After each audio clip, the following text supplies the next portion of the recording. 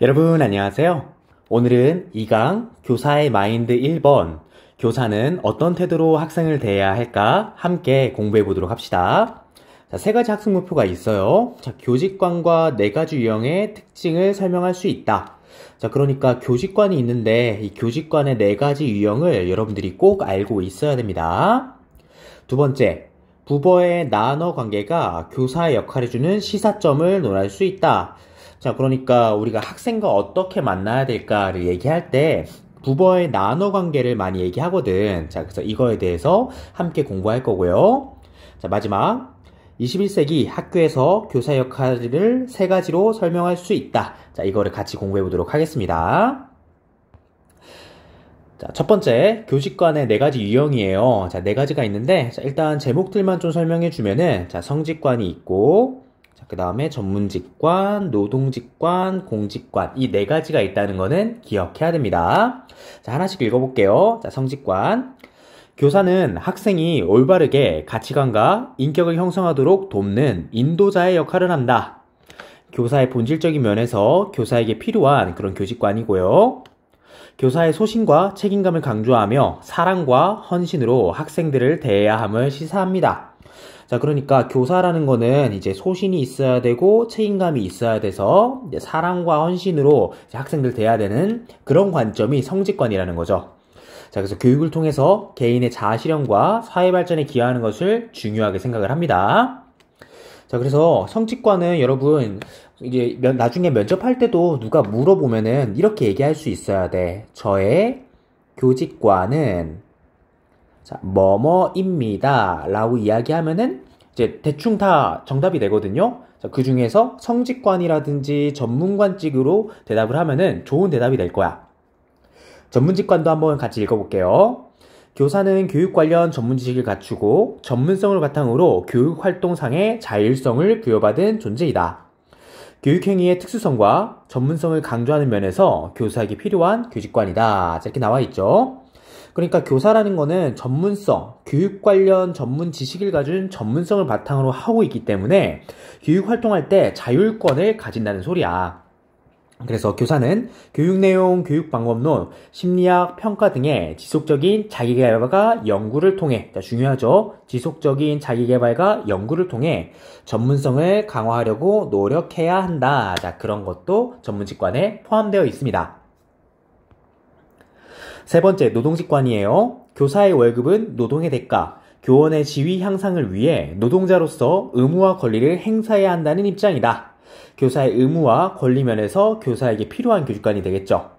그래서 교사가 업무에 대해서 성과를 내거나 보상에 대해서도 이제 관심을 가져야 된다. 자, 그게 노동직관에 대한 것입니다. 마지막 공직관이에요. 교직을 공직의 일환으로 보며 교육체제 내에서 규칙과 절차를 중시하는 관점이다. 자, 우리가 공직에 있기 때문에 규칙과 절차를 무시할 수가 없다는 소리야.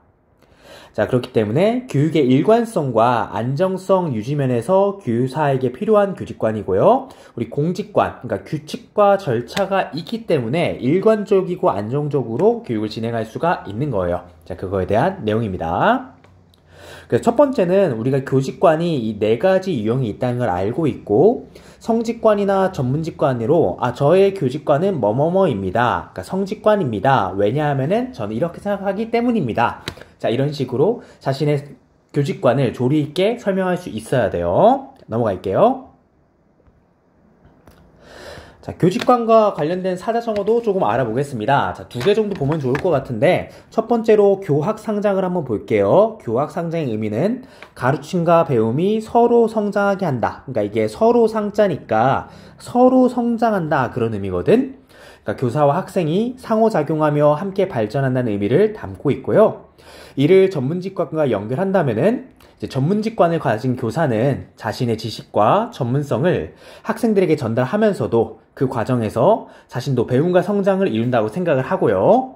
그래서 이런 교사는 교육이 단순히 지식 전달에 그치지 않고 학생 간의 상호작용을 통해서 자신의 전문성을 지속적으로 발전시켜 나가는 과정이라고 믿겠죠. 그래서 교사는 학생의 질문과 반응에서 새로운 통찰을 얻고 교육자로서 역량을 강화해 나간다. 그러니까 내가 가르치기 때문에 학생도 성장하지만 이 가르치는 하는 과정에서 학생들을 통해서 또 배울 수 있다. 그런 믿음을 가지고 있는 그런 사자성어가 교학상장이라고 생각하시면 됩니다.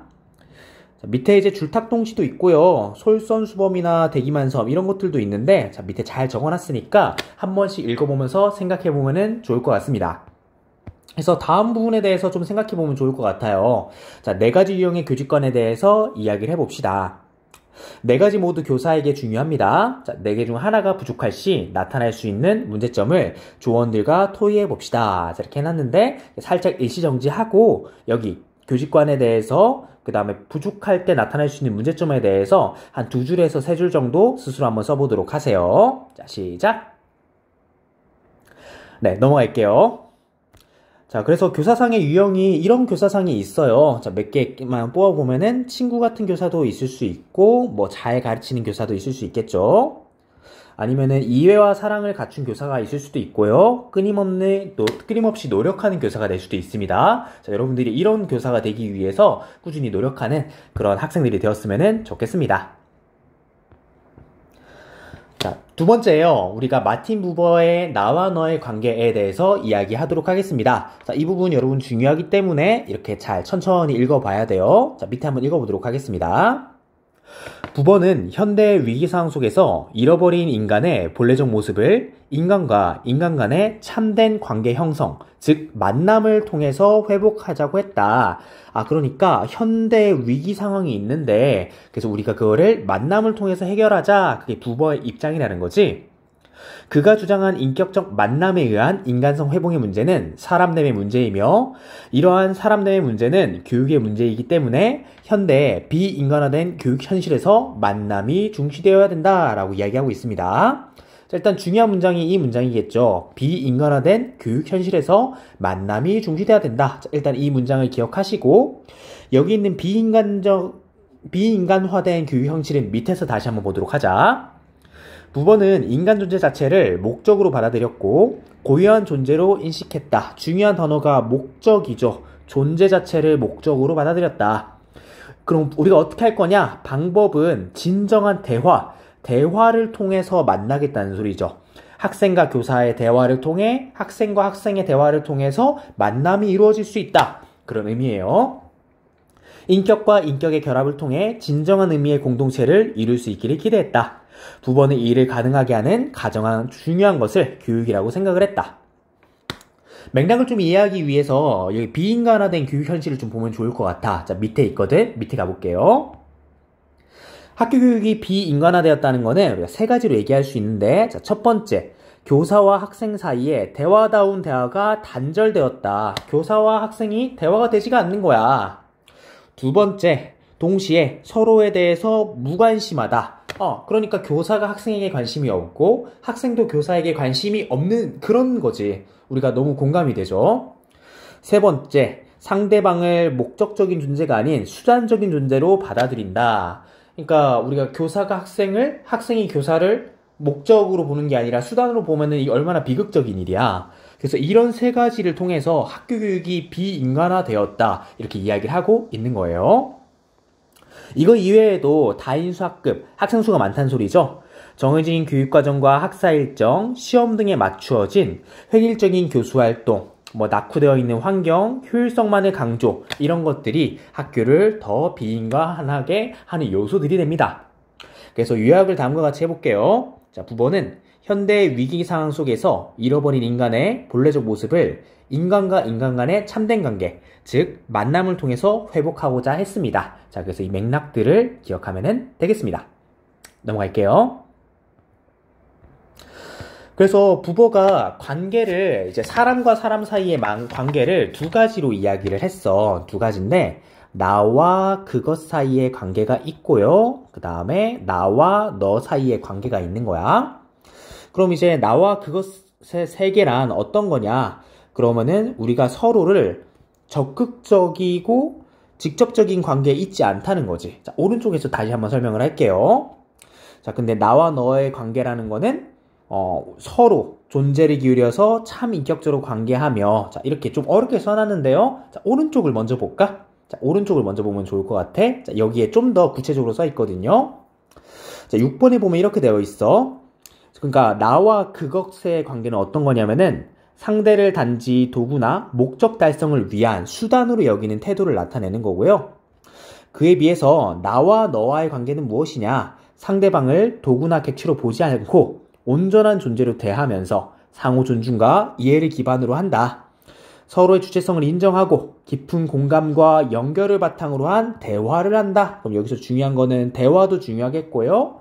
깊은 공감, 학생의 주체성, 학생이 교사의 주체성을 인정해준다. 그러니까 우리가 온전한 존재로 만날 수 있다. 그게 나와 너의 관계라는 거예요. 그러니까 교사가 학생을 바라볼 때 수단적 존재로 보지 않고 이제 그 존재로서 바라봐주는 그런 나와 너와의 관계, 대화를 통해서 만남을 추구해야 된다. 자, 그런 얘기들을 하고 있습니다.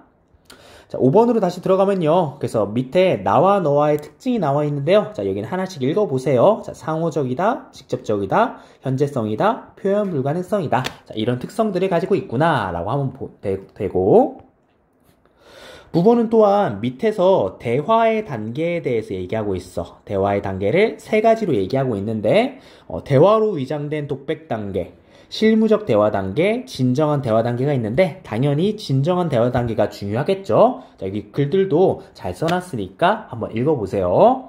자, 밑에 요약도 함께 보면은 좋을 것 같습니다. 자, 그래서 요약 한번 읽으면 이렇게 되겠지. 자, 부분은 인간이 세계에 대해서 가질 수 있는 두 가지 태도로 나, 그것의 관계와 나, 너의 관계를 설명한다. 나, 너 관계의 특성은 상호적, 직접성, 현재성, 표현 불가능성 등이 있다. 부번은 대화의 단계를 대화로서 위장된 독백의 단계, 실무적 대화의 단계, 진정한 대화의 단계로 분류했다. 자, 이렇게 요약을 할 수가 있습니다. 자, 넘어갈게요. 자, 그래서 나너의 관계를 교육과 연결하면은 다음과 같이 얘기를 할 수 있어요. 자, 키워드들만 보면은 존중과 공감, 학생을 독립적이고 고유한 인격체로 존중해야 된다. 교사는 학생의 감정과 생각을 진지하게 받아들이고 그들의 관점을 이해하려는 노력을 해야 된다 라고 했고요. 진정한 만남, 수평적 관계, 개별성 인정, 관계 지속성 다 좋은 말들 써놨는데 얘를 천천히 읽어보면서 자, 어떤 의미인지 좀 생각해보면 좋을 것 같습니다.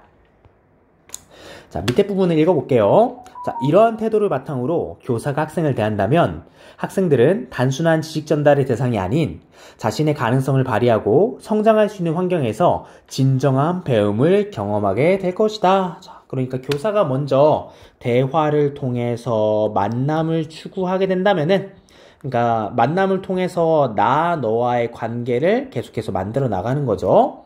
그러면 진정한 배움이 가능하다는 소리야.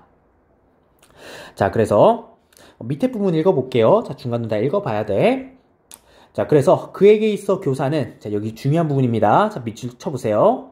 독창성을 지니고 지식을 인격화하며 열성적 행동을 나타내는 존재이며 학생들이 교사를 반대해도 교사는 자신 속에서 학생을 사랑하는 마음을 발전시켜야 하는 존재이다.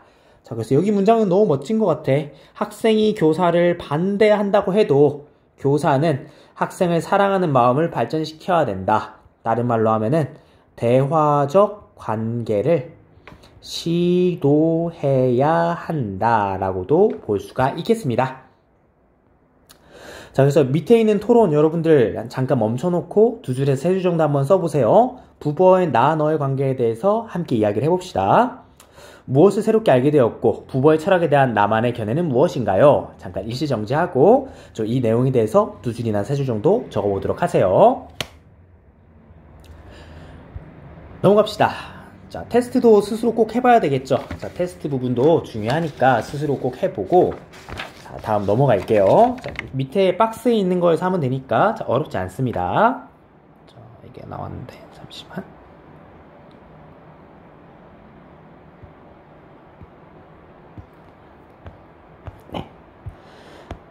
마지막 21세기 학교에서 교사의 역할에 대해서 좀 이야기해 볼게요.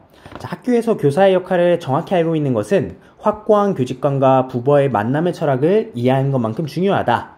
21세기 학교에서 교사의 역할은 지식 전달자에 그친 과거와 달리 더 복합적이고 다차원적으로 변화하고 있다. 교사의 새로운 역할을 학습 촉진자로서의 교사, 코치로서의 교사, 상담자로서 교사로 나누어 설명하겠다. 자, 그래서 여러분, 우리는 이제 학교가 많이 변했잖아. 자, 그러니까 옛날에는 지식 전달자에만 이렇게 해당했는데, 이제 그렇지 않아요. 지식을 전달하는 것 이외에 교사가 해야 되는 역할들이 있는데, 그거를 세 가지, 학습 촉진자의 역할, 코치의 역할, 상담자의 역할을 넣어놨습니다. 자, 이 부분들 중요하니까 스스로 읽어보면서 정리해보면 좋겠습니다. 네, 여러분 오늘 수업 여기까지 했습니다. 네, 고생했어요.